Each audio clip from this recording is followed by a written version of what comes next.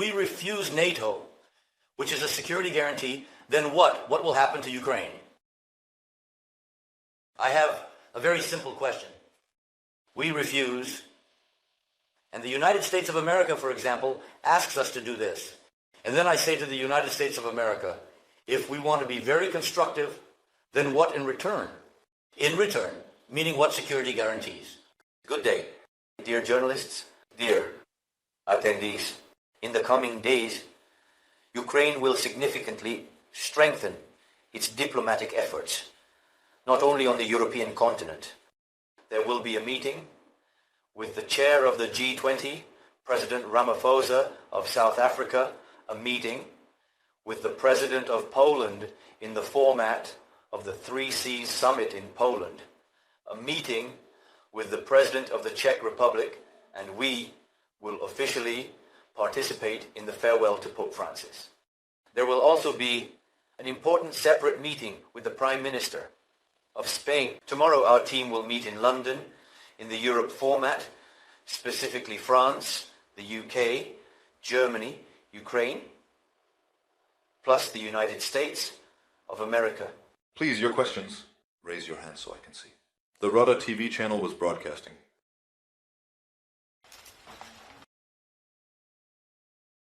Hello, Katerina Lebedintseva, Rada TV channel. In what perspective is an unconditional ceasefire possible? And what do you mean by this concept? Using the example of the so-called Easter truce, everyone saw that Moscow is not going to stop the shelling. What arguments and levers of influence does Ukraine have to force the enemy to keep their word?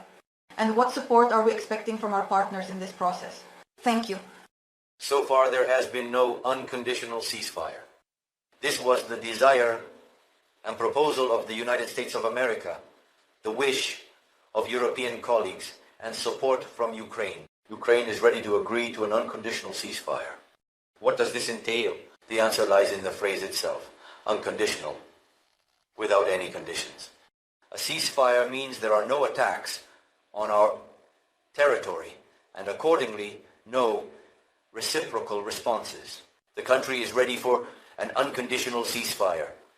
And if this ceasefire is partial, as we have already discussed, and with Saudi Arabia, then we are ready for reciprocal measures. If we don't strike energy facilities, we don't strike energy facilities in response. And accordingly, if there are no long-range weapon strikes, Russia does not use long-range weapons. Ukraine does not use long-range weapons. If we are ready for an unconditional ceasefire, that means silence at sea, in the sky, on the front, that is on land, Ukraine is ready to take corresponding steps. I think this has been stated repeatedly.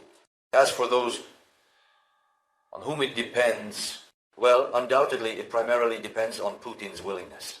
Putin demonstrated on Easter that if they want to reduce the strikes, they specifically reduce them.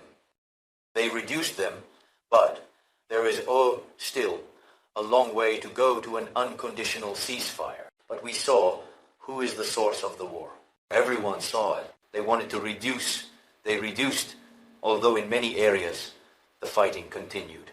The number of assaults was less, but they still occurred. And they also used FPV. They did not use long-range weapons. They used FPV. This happened precisely on Easter, but before and immediately after that they used everything we have. Today's night drone strikes and missiles, today's use of KABs on civilian infrastructure, and accordingly their justification as if Ukraine's civilian targets were military targets. Well, this primarily indicates that they officially admitted that they were struck and killed people in Kryvyi, in Sumy region, and in Odessa. They admitted how they specifically killed civilians. Well, this has happened repeatedly already. As for how to negotiate about this, right? Well, American partners are negotiating with Ukraine, with Europe, as well as with the Russian side. It is absolutely necessary that they indeed respond positively to the conditions we support, specifically regarding the unconditional ceasefire. Please kindly, ABC. Alexei Kunitsky, ABC News. Mr. President, could you confirm whether America has given Ukraine new proposals for ending the war? And can you disclose the details that the media is currently discussing a lot? This concerns Crimea, the renunciation of NATO, as we have read in the media, and a neutral zone around the Zaporizhzhia nuclear power plant. And actually, regarding Crimea, can you refute this? There is talk that the USA might recognize Crimea as Russian. Are they demanding this from us? Actually, are we ready to agree if this, let's say, would lead to a guaranteed end to the war?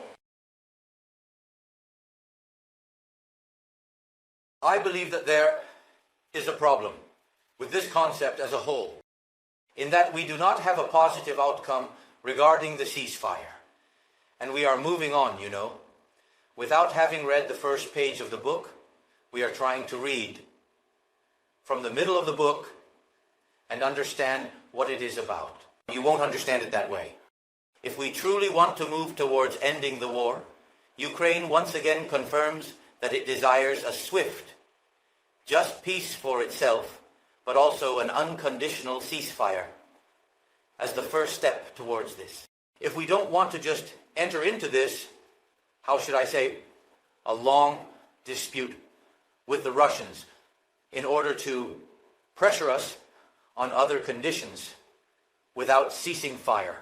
If we don't want to play this game in Minsk 3, 4, and 5, and a copy of the Normandy format, but with a different number of casualties. If we don't want this, then we must look at this war as a pie and divide this big problem into pieces. If we truly want to resolve something.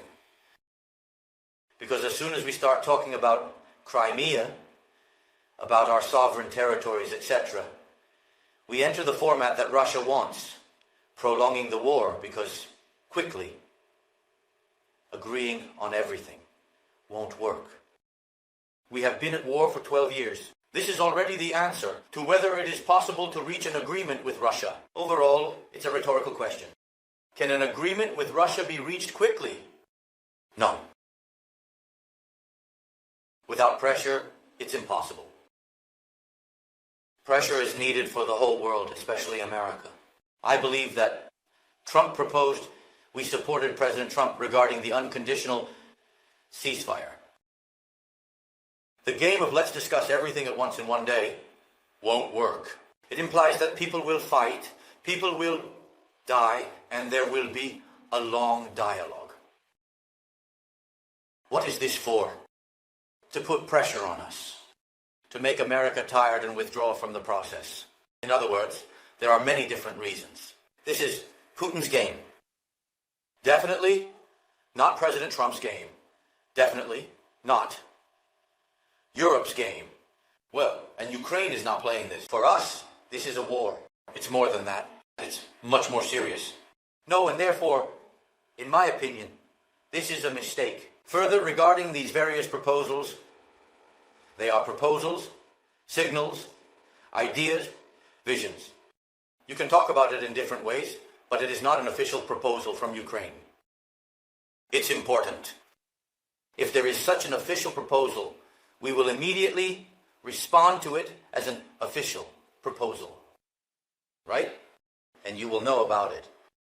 What are such signals being heard? They are being heard. And they are being heard in the media.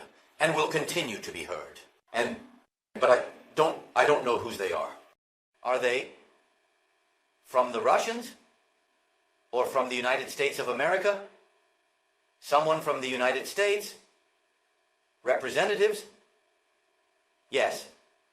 Who, for example, understood them from their dialogue with Putin? It could be like that, it could be like that. Or maybe it's the vision of the United States, right? It can be different. Let's say I wouldn't focus on whose it is. Today we understand from the media and so on that it comes from the United States. Those signals come from there. As for our team, it has a mandate. For what it has a mandate? For tomorrow.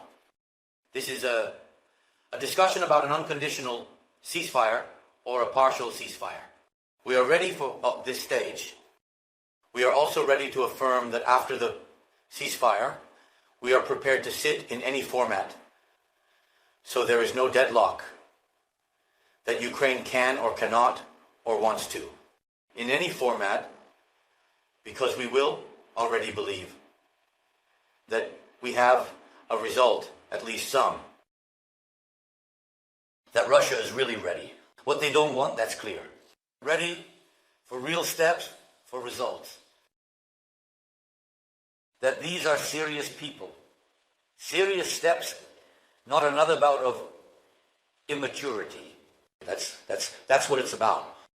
Yes, and therefore, I cannot perceive these signals except, that is, we made up, not discuss, regarding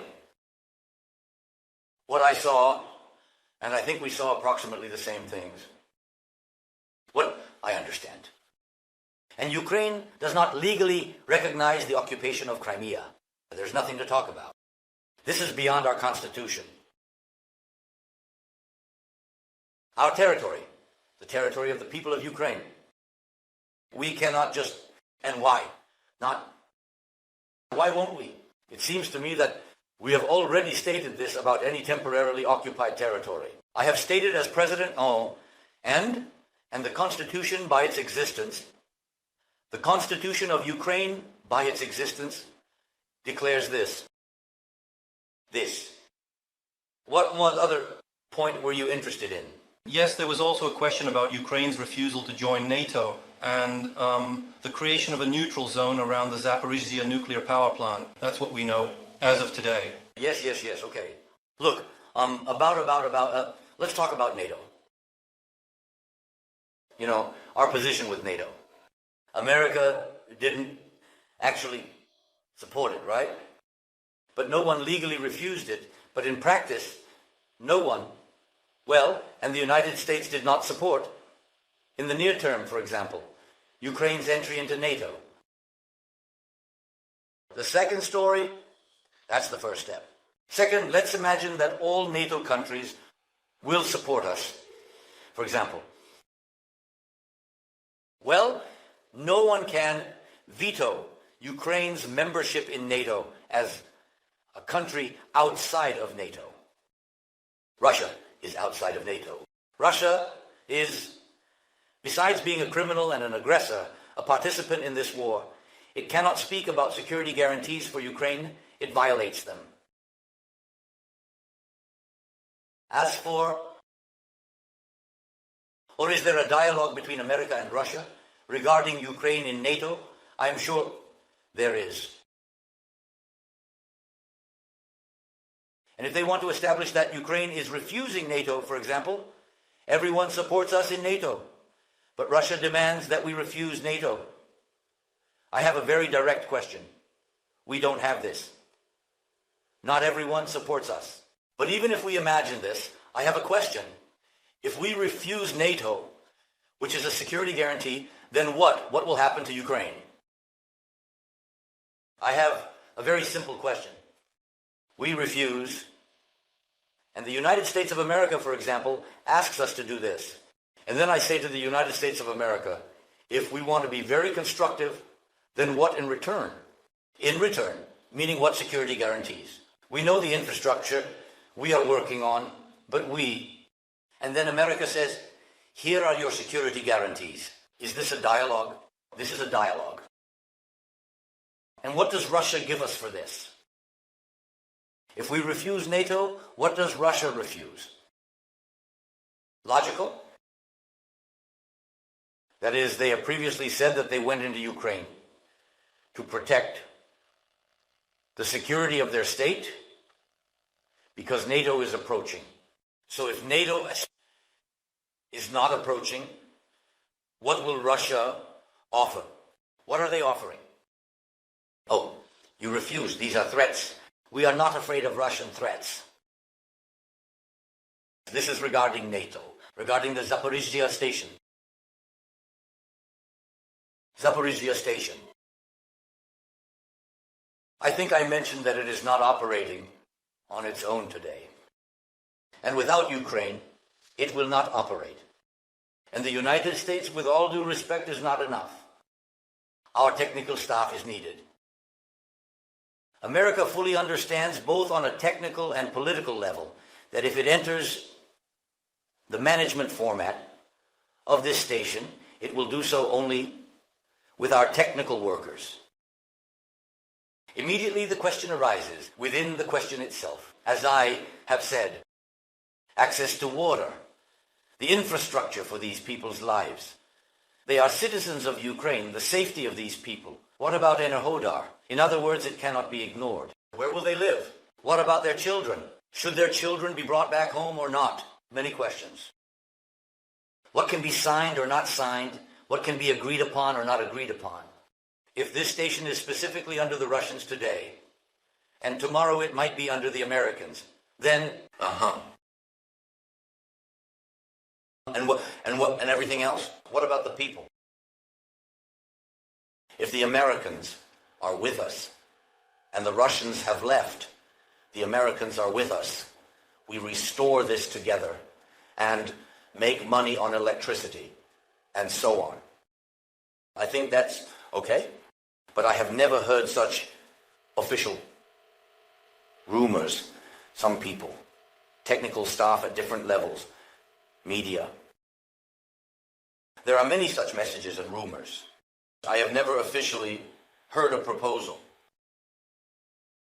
Officially.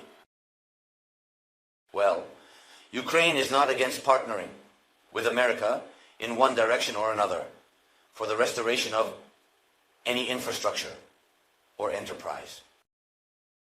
Why not? We currently have Motor Sich. A missile landed today. If tomorrow Patriot systems with Americans come to Zaporizhzhia to protect Motor Sich, let them come and we will work together with Motor Sich. It's clear. He provides the Patriot. It costs $1.5 billion. Install the Patriot, you've invested $1.5 billion, you're a partner of Motor Sich. Yes. The same goes for tanks. We are not afraid to partner with America, but partnership is partnership. Well, that's all. Please continue. Palenko.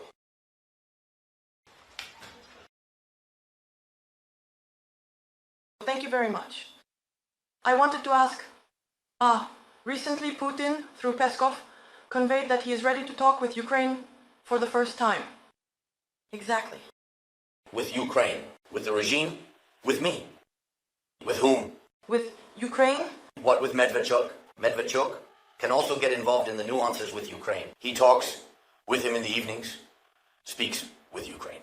I wanted to ask because they didn't specify who exactly. Have there been any recent attempts by the Russians to contact you? And also, if I may, it seems like people are talking about us very often without us, and you have tried to prevent this. Do your American partners often officially communicate with you regarding their actions and their negotiations with the Russians? Thank you. Thank you. Platforms like London, Paris, in principle, they communicate in this format. Defense ministers communicate in some format, and also the head of the office has his contacts with some representatives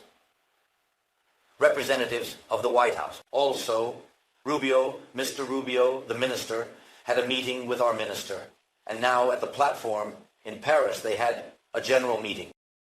At the military level, to be honest, I believe there are even more contacts because we have relationships. There is contact, absolutely normal contact. What are America and Russia talking about? Look, we know something, yes, but we are not accusing anyone, but we know something. We hope that we know a lot of what we are supposed to know. I mean, specifically the issue of Ukraine. We really hope for this. As for the Russians, I have said this. I believe that they are actually afraid of direct negotiations. That's what I think. What signals they are showing, I don't know for what purpose. Maybe they are really afraid that the Americans will leave the negotiation format. Or maybe, on the contrary, they are doing everything to make the Americans leave. I don't know. I have my own conclusions. I will keep them to myself. And as for any negotiations, where is the result? If the Russians, and it depends on them, again I emphasize, on Easter we saw certain steps. If the Russians are ready for a complete ceasefire, after a complete ceasefire, with an understanding of the duration, we are ready for any format of negotiations with them, any. Thank you. Next, please. We are Ukraine. Thank you very much for the opportunity, Mr. President. One clarification. Through official channels or unofficial channels, did the Americans warn us earlier, either before Paris or in Paris, that they were preparing a plan? And this is an exit from the peace negotiations? This is a clarification. And about what was said to Europe, and in principle, President Trump has stated this. And actually, my question is the Prime Minister in Washington already, or will they be there? Please clarify. And do you expect that there is a likelihood this week that the mineral agreement will be signed? Is it possible that it will be signed in the presence of both you and President Trump in the Vatican? Thank you. With that plan. Yes, please. But, yes, let's do it this way. Regarding the agreement, our teams have shown positivity. And there were constructive, long discussions during the day, at night, and so on, by our teams. The Deputy Prime Minister signed the agreement with the Secretary, signed the memorandum, right? And this is to show that we are ready when it is a victory for both countries. I believe that the memorandum is positive for both countries. This is the first step. The second step is the agreement that must be ratified by the Parliament. Their lawyers are working. Lawyers, I have nothing to say. Lawyers, to tackle American companies. The truth is on different sides. Yes, as we immediately said, we will take an American company, a strong company, that will be supported by the White House, so that later we are not accused of anything. That's how we do it. Now the lawyers are working, yes, under the supervision of our team, and their lawyers under the supervision of their team. This is absolutely clear. They are still working. I am unaware of any other pushes regarding continuation, or at least, yes. That's all. The information I have on the agreement. And all other information about the agreement, whatever anyone is planning, I received from the media, just like you. In the Vatican? Yes. As for Washington, yes, you asked a question. The Prime Minister, Finance Ministers, it seems to me, this is an annual meeting at the level of Finance Ministers of partner countries. They will all be there, and I understand that Mr. Besant will be there as the Finance Minister, or rather the Secretary, yes, of the United States of America. He will be representing the United States of America. There will be a large circle of finance ministers from various countries. It's not just Ukraine-America, it's Ukraine-America, and many of our European partners. It's their meeting. They will be discussing financial support for Ukraine. He has a mandate. That's the Prime Minister. We discussed it with him. This is the support of our partners. This includes the EBRD, the World Bank, and the International Monetary Fund. What can we count on moving forward? What will we do with Russian assets? We want to use the corresponding amount for reconstruction next year. So this is such a meeting.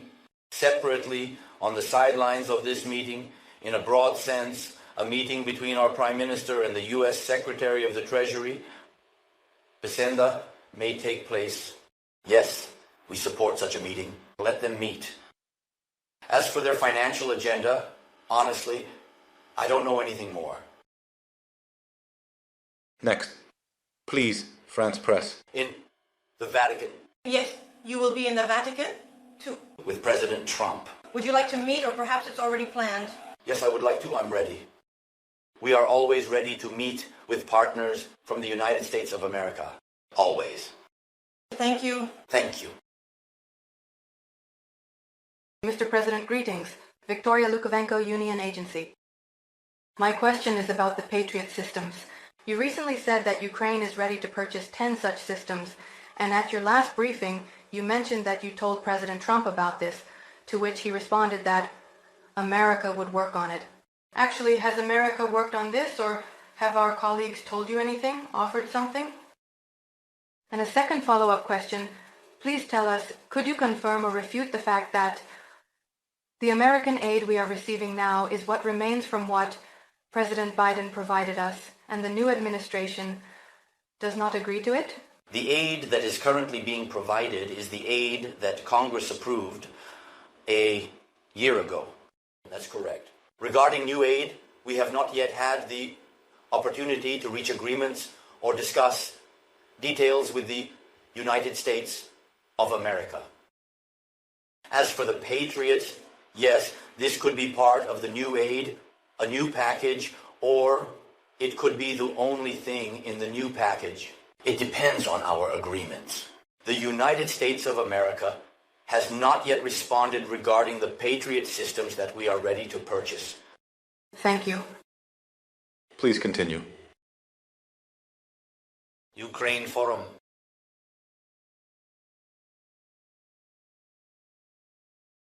Good afternoon, Mr. President. Svetlana Pachak, Ukraine Forum.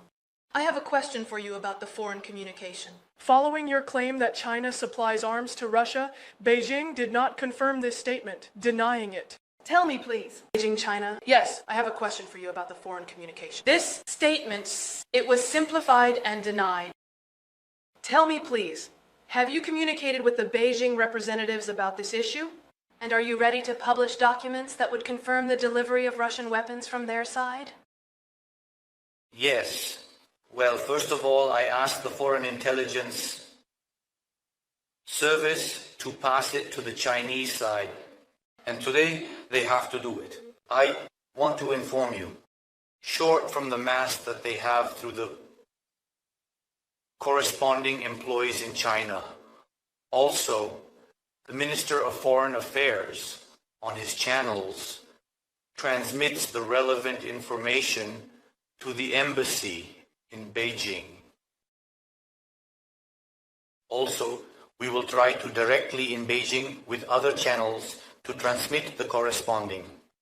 Separately, I asked the Security Service of Ukraine to convey information of a wider character on the Chinese side regarding the citizens of China, which are working in Russia at the drone manufacturing plant. We believe that it may be so, according to our information, that Russia made a deal with these citizens after the deal with the Chinese leadership, stole these technologies because there is information about Chinese technology, respectively about the work on these drones. I think it will be important for Beijing to see how their partners work with them. They haven't talked about it yet. Personally? Yes. No, only at the level of the embassy and our diplomats. Thank you. AP, please.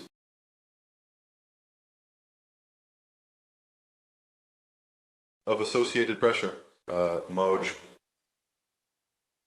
foreign is quite challenging indeed. How much do you really appreciate this perspective of the U.S. concept that is foreign to us, perhaps unfamiliar or unknown? Maybe very much. Did not want America to come out of this help, because it's not only about help, it's about intelligence and about ballistics, about life. Well, in principle, I think it's a loss of a strategic partner. and because we are strategic partners. You know, today I had one interview and we talked to an American journalist.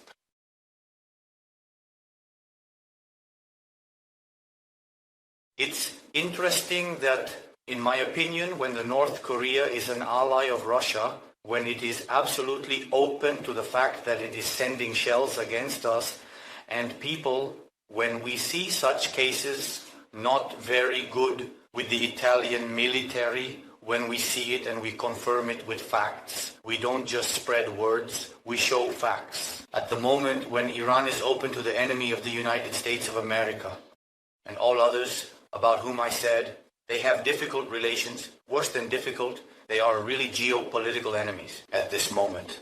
When Ukraine speaks and is a strategic partner of the United States of America, well, how can you say so not to help Ukraine? Or ask this question. We are allies, Russians are. Historical enemy with the Americans. First of all, so this is a dangerous moment. I think it is a very good signal if America comes out. We are very hopeful that President Trump will support Ukraine and will be pressed on Russia. And we are very confident that it will happen if one of the sides is not ready for what? Foreign. Like foreign. It's a question of other steps, future steps. If it's a question of sovereignty of Ukraine, how can we agree? It's a red line. Yakuhana. She's Batani Maimachas. United Versikerblovsk, United 24.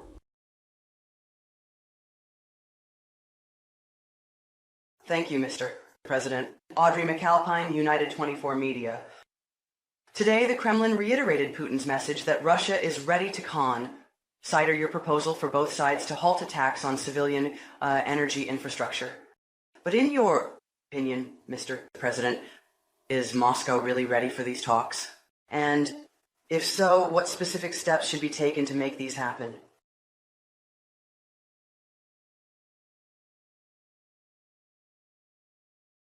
Moscow is not ready for what we are ready for, and it is certain that we are not ready for quick, correct, strong steps.